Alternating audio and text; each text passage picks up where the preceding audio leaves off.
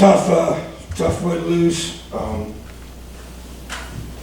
of our team, how our kids fought. It's hard to face them in the locker room knowing how hard they played. Look them in the eye, and a lot of tears in there, and there should be. Because when you invest the way our guys invest and you work the way our guys work, then it ought to hurt. And it does, So, but proud of this football team. Come on the road against top 25 team and had our chances. So just gotta find a way to make one more play. But you bring a true freshman left tackle, probably the hardest position on offense to play in the hostile environment against a great defensive line. And I thought Bedford did an awesome job in his first start. And then you start a freshman quarterback, his first road game in conference play, and you saw the way Mike Penix played. So thought Coach DeBoer, Caleb did a great job with the game plan to be able to maximize the things that we thought we could do against them. And we're effective in that regard. So just disappointing to not be able to get that stop at the end of the half and stop at the end of the game. To me, those were kind of the two things that sealed our fate. So, but a lot of positive things, and we'll continue to focus on that, which we need to do to keep growing as a football team. But there's, I love that football team, that locker room. Period. Questions? Matt, go ahead. Matt Cohen. Coach, you kind of talked about this, but with the performance of some of your younger players like T1, Mullen, Michael Penix, that kind of give you a sense of kind of validation for what you've been building here over the past couple of years? No question. We're for real. We ain't going nowhere. We're young. Third youngest team in the Big Ten, period. And you saw how we competed. We didn't show up just to compete. We came to win. We were one play away from winning. So yeah, I'm proud of this team. Proud of how we recruited. That ain't gonna stop. Proud of what we're building and the way we're building it. Just disappointed. Coach, can you be a little more specific about how the decision to start Mike laid out and how the week went, and then of course just what your thoughts were on how he played? Yeah, obviously, always the most important thing is the welfare of our players. So we don't want to put a guy out there that's not ready to play. And very systematic process we went through to decide if he was ready. He didn't practice every day, but he practiced enough to where we felt comfortable playing him and starting him. I really didn't know if he's going to be able to go the whole game, to be real honest with you. I had Peyton ready if we needed to do that. And so, you just go through and you evaluate with our medical staff, and they did a phenomenal job of helping him rehab and get to the point where he could play.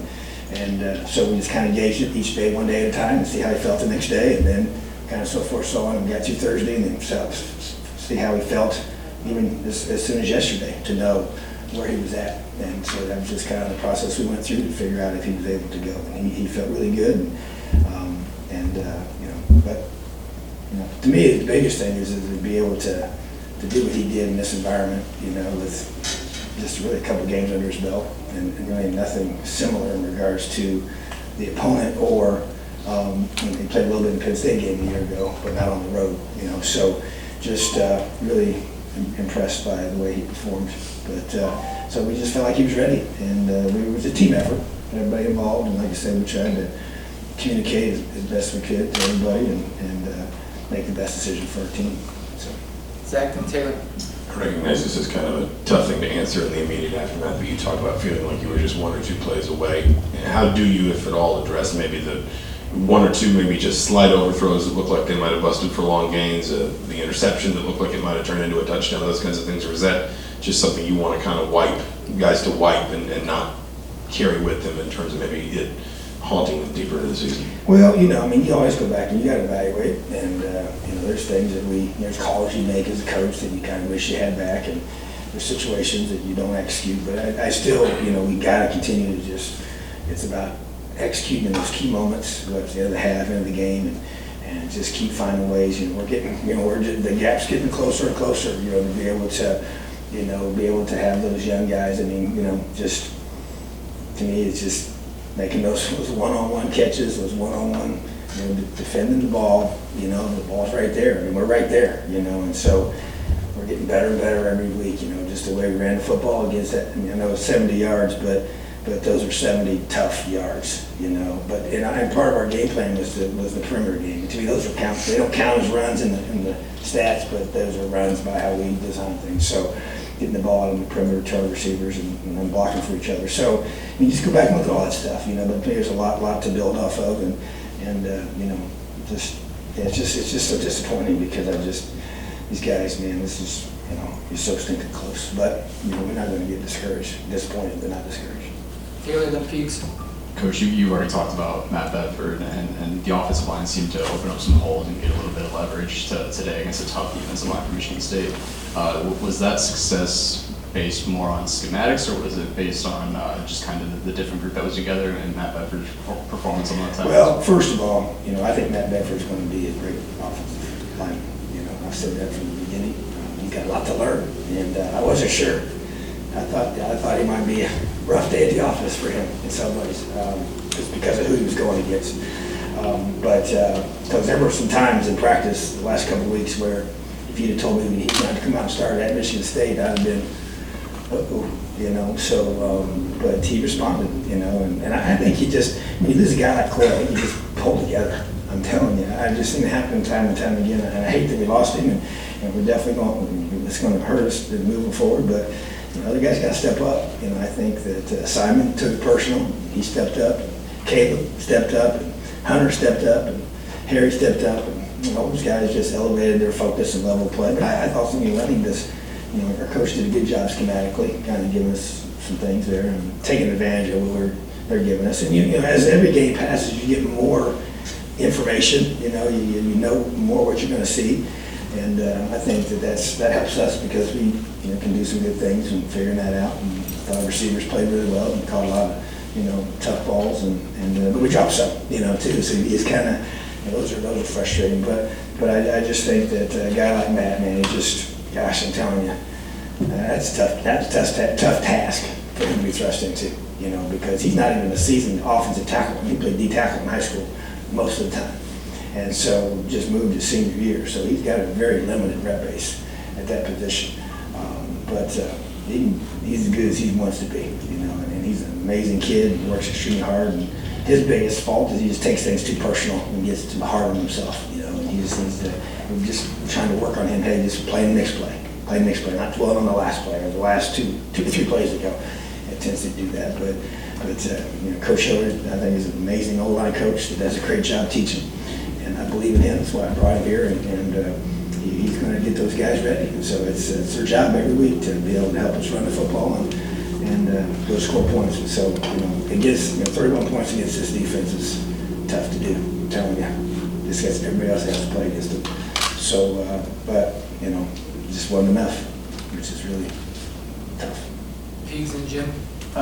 More so in the first half, you struggled a little bit with the pass defense, especially seemed like when they tripled up three guys on one side and so forth. Was that just getting single coverage on you? Yeah, but they did a little. We got names for those formations that they use, and they're obviously trying to rub you off, and we have different things you can do. And you got it's kind of it's a catch-22 in some ways, and so you can play different zone concepts around it, but it ends up being a match man in some ways. And they have beaters for those too, So to me, at the end of the day, you got to decide how you roll. You got to have some variance, which we do, but you also got to win one-on-ones, So, but I believe in that. That's how we play, So you don't sit here and second guess the very way that you have built your defense, So, but you got to win those one-on-ones. And Tyler Mullen is another true freshman that just.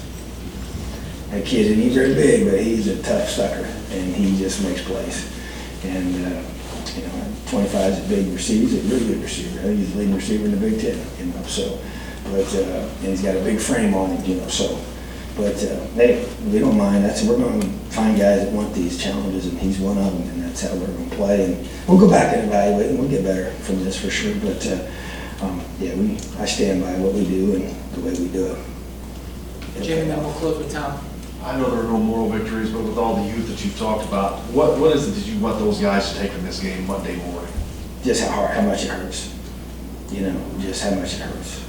And just the fact that, as I just shared with you, and did you do every possible thing? We got some guys that this is their first time traveling, and they didn't play a whole lot, and I'm not sure that they really understand, hey, I could have been in the game on that last drive. And just still teaching those young guys. And then what do you do during the week?